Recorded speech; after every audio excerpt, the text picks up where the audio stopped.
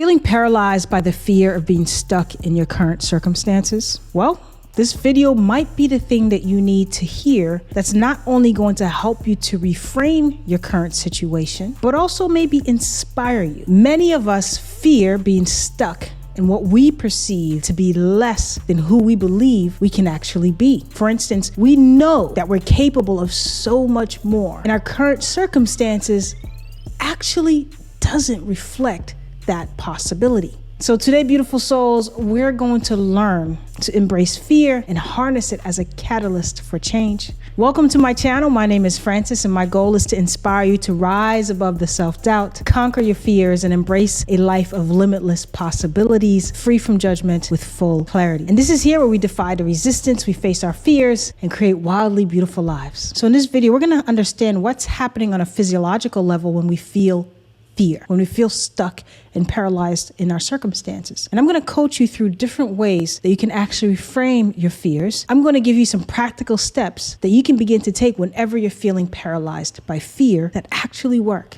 if you put it into practice. So let's talk a little bit about what's going on a physiological level. You know, fear can be so overwhelming sometimes, right? I mean, it's like the intense physiological response that just takes over our bodies. When we feel fear as it relates to us making some really big changes in our lives, our body goes into the state of fight or flight. This is a natural response to danger. We already know this, but it can also be triggered by situations that we perceive as threatening, even if they're not actually dangerous. So this fight or flight response is usually controlled by the sympathetic nervous system. And in this system, it releases hormones such as adrenaline and cortisol, which actually prepares the body for a physical exertion. The physical changes that might occur during the fight or flight response can include difficulty concentrating, especially if you're feeling intense emotional fear, feeling restless or anxious, increased heart rate and breathing. We start breathing a lot faster. We start to sweat. You know, our palms get sweaty. We can't help but feel a bit on the edge, because what this becomes essentially is a preparation of fighting against yourself. And if you decide to flee in the moment of intense stress and fear, it almost feels like you're abandoning yourself in that moment altogether, because it could feel too hard to process. So we take off. And I understand how tender that can feel, but this is what's keeping us ultimately frozen in time. And you know what's interesting? Most of the fears that we face today aren't like physical threats or anything. It's more like these emotional or psychological challenges that still trigger that fight or flight response. So for instance, if you're thinking about making some massive changes in your life, kind of like what I mentioned earlier, most of the time when we're making such huge changes, they actually require having some difficult conversations, either with ourselves or with surrounding people. The intensity of that thought, taking those actions, can cause a lot of fear within us. And that actually creates the paralysis of fear. So I just want to take a moment and just normalize this, okay? You're being human. This is an automatic response. So breathe a sigh of relief that says, oh, I'm just feeling a bit human right now. I'm feeling this fear, and this is my natural response on a physiological level. And this is just you recognizing what's going on in your body. Isn't that amazing? The human body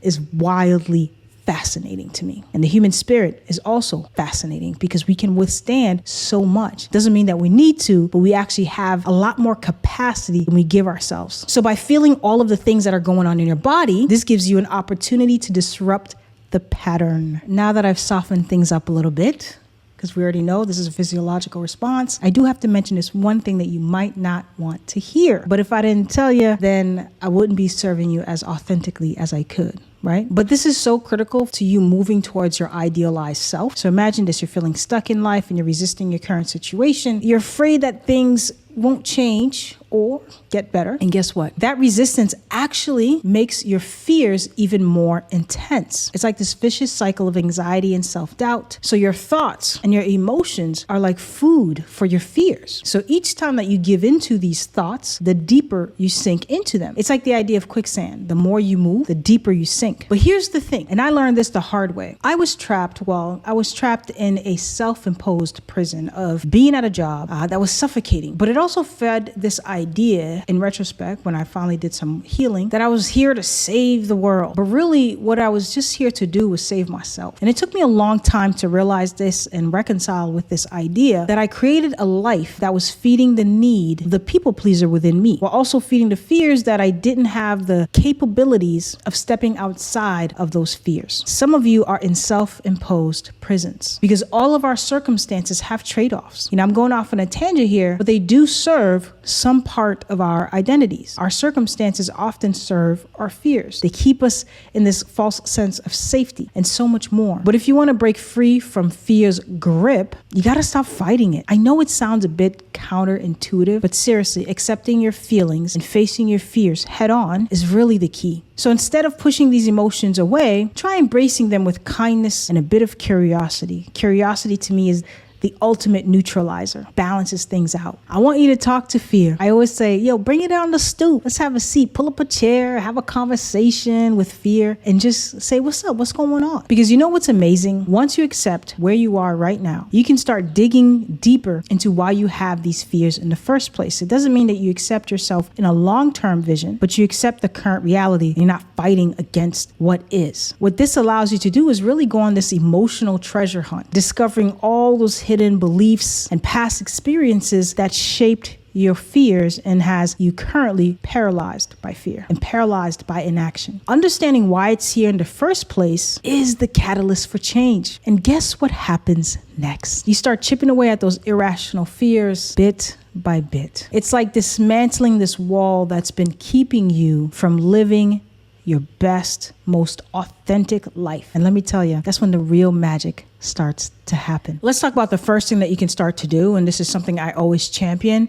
It's reframing the fear. We already know that fear is this very powerful force that can either paralyze us or actually propel us forward. And I prefer the latter. And often it's a double-edged sword that we all have to deal with at some point of our lives. It's really inevitable. However, you get to decide, will the inevitable empower you or cause more chaos? I choose to really dig deep into the fascinating part about fear. I did this whole video about why I welcome fear in my life now. Trust me, it wasn't always the case, okay? This took a little while to get to where I am now. But I realized that there's so much to unpack when we are feeling fearful about something. And through that unpacking, it's actually riddled with answers that could actually help us get unstuck, because fear can really be a doorway to growth and self-discovery. Think about it. When we feel fear, it's usually because we're facing something new or challenging. We're at a crossroads, so there's some sort of transitioning happening in our lives. Something is begging to be embraced or looked at differently. It could be some sort of massive life change. It could be a beautiful new opportunity. It could even be a difficult decision, as I mentioned earlier. And yeah, it's totally natural to feel that discomfort and uncertainty in these moments. That's what makes you human. But here's the thing. Fear is not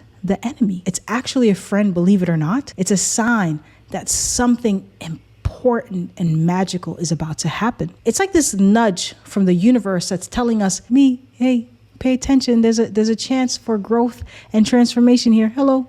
And that's where the reframing comes in. Instead of seeing it as this big, scary monster that wants to hold us back, we can actually choose to shift our perspective. We can actually begin to look at fear as an opportunity for learning and expansion. Imagine fear as this road sign pointing us in the right direction. It's saying, hey, this way leads to something meaningful and life-changing. And of course, yeah, it's going to be challenging. No doubt about it. But the rewards on the other side, ooh, child, it is so worth it. When we reframe fear, we take away its power to control us. We stop seeing it as this insurmountable obstacle and start seeing it as a stepping stone to something greater. It's like turning fear from a barrier into a bridge. And you know what happens when you start embracing fear in this way? We become more open to taking risks, trying new things, and stepping outside of our comfort zones. We become more resilient and adaptable. We start living with a sense of adventure and curiosity. When I say those words, like,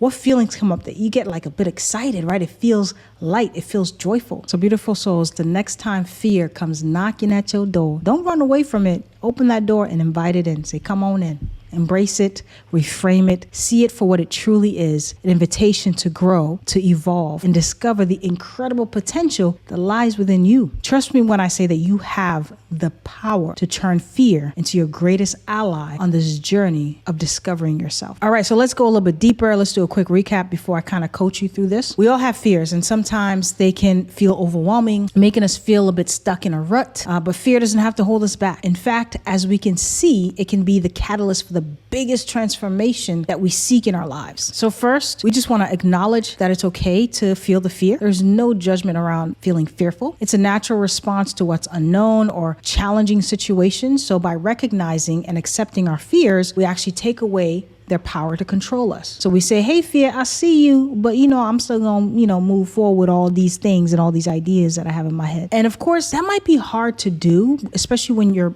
physically gripped with fear. So the most important thing to do with fear is moving it through and out of your body. Much of our stress and fears and overwhelm is tightly held in our bodies. And often we're not focusing on moving things in our bodies. We go to the mind, we start planning, we start strategizing, we start thinking of all the ways that we can get out of our circumstances. But what we first need to do is move it through our bodies, because we cannot intellectualize the fear as much as we want to, because change first happens within our bodies and then everything else follows. So the first step when you're feeling gripped with fear, breathe. Take a few deep breaths. Oh my God, most humans, their breathing is so incredibly shallow that if we take that deep breath, it actually resets our nervous system. So deep breathing, especially if you're physically caught up in fear, can actually calm your mind and your body. This is a must first before you can do anything else. You can breathe deeply through your nose and simply exhale through your mouth. And I always say savor the breath in and savor the breath out. One of the things that used to help me a lot when I used to have mini panic attacks, I used to pull over on the side of the road and begin to just really catch my breath and really channel the breathing, is alternate nostril breathing. And it's very simple. You basically take one nostril, you breathe it in, and you hold at the tip of the inhale. Transfer. And then you breathe out. Breathe back in. Hold at the tip of the inhale. Transfer. Breathe out. And you do this deeply. Now, I did shallow because I'm talking at the same time, but you do that very deeply, bring it in, deeply exhale, and you do it slowly, and you're going to feel your body begin to shift, and you're going to feel your body begin to calm down. Another thing that you can do is rapid pranayama breathing, and it's literally putting a hand over your belly, and you just...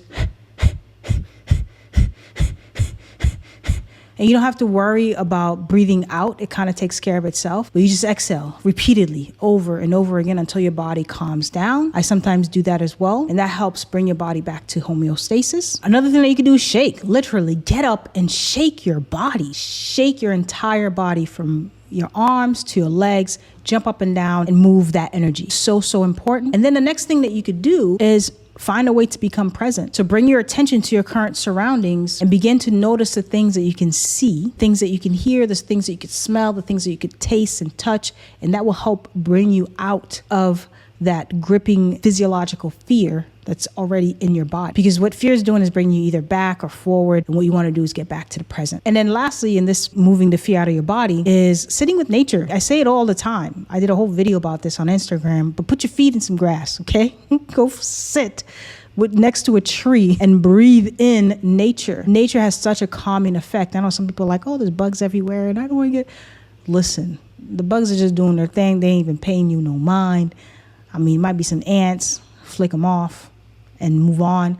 But when you put your bare feet in the ground, this is something I've been doing for a while now. I've seen so many tremendous benefits, even just for my feet. I did a whole video about grounding. Sit in the grass, allow the breeze to come in and just begin to just be present with nature. When you sit with nature, you mirror the frequency of nature. So sit on some grass, okay? Now let's explore these fears just a bit deeper. Here are some self-reflective questions that you can start with. I ain't gonna leave you hanging. Now that you've gotten the fear out of your body, now we got to sit and think and get curious and ask the question, what are my fears trying to tell me? What are they rooted to? Where are they coming from? Are they rooted in past experiences or limiting beliefs? One of the biggest questions I always have people ask is like, what is the evidence? Show me the evidence for these fears, or am I just creating story loops in my head? And sometimes you'll get some really profound answers from that, and that will help bring that anxiety and that fear. That's going to reduce it to a level that can help you to think clearly and make better decisions. By identifying the source of our fears, it helps us understand what's sort of holding us back so we can actually move forward. We can't do that when we're gripped with fear. We can't think clearly. So I recommend you to do that. Next, we'll reframe those fears from something scary or something that makes us reject failure. Take a deep breath. We can say, I embrace failure as an opportunity to learn and grow, because that's all that it is. This is just feedback. By reframing our fears, we shift our mindset from one of avoidance, right? We want to avoid what feels too hard to feel, to one that empowers us to move forward and make progress. To disrupt a pattern, we must notice it, and with each moment, divert its attention. Embracing fear doesn't mean that we're fearless. It just means that we're acknowledging our fears and choosing, because we all make decisions, we all have a choice in this, we're choosing to move forward despite them. It's like walking hand in hand with fear and saying, I may be scared, but you know what? I'm not going to let you hold me back. I'm still going to move forward. I'm going to take these tiny steps. This is how we build the muscle. And this is how we strengthen the power that's already within us. So as we break free from those limiting beliefs, we open up ourselves to new possibilities and opportunities. We become more confident in our abilities and more willing to take action towards our goals. And then our life just starts to magically change. Remember, fear is not a barrier, y'all. It is not a barrier. It is a stepping stone. It's a reminder that we're on the verge of growth and transformation. So let's embrace fear as a friend, guiding us towards a more fulfilling and authentic life. Together, we'll navigate the feeling of being stuck, unlocking doors that fear may have closed. We'll build resilience and courage to take those steps forward, even when it feels scary. So let's recap. Identify your fears without judgment. Connect with your body. Identify in which area of your body is fear being held, and do some physical movements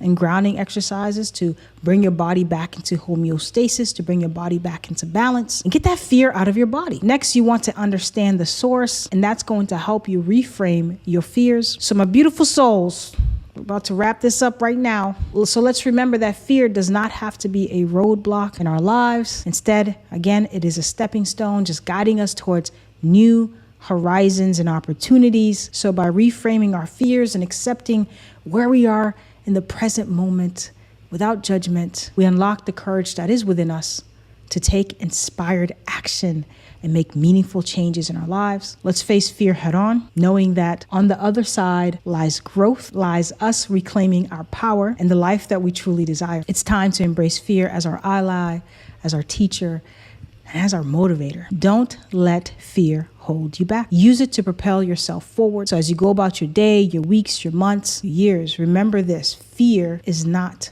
an obstacle. It is an invitation to explore uncharted territories. Embrace it, and you'll unlock a world of possibilities and unleash the extraordinary potential that is within you. So before I let you go, remember that we are all on this journey together. No one is exempt. We all feel fear. This is an invitation for all of us. And the more you embrace it, the more that you'll watch your life unfold in ways that you never thought was possible. And that's all I've got. What I'd love for you to do, share in the comments below and let me know the first tiny action step that you're gonna take to face your fears, and share any tips that you've used to face your fears that might help somebody else. Make sure you subscribe to the newsletter, Thrive, because I have a big announcement coming up and I'd love you to be a part of that. And as always, I will see you on the other side of wholeness. Thank you for watching.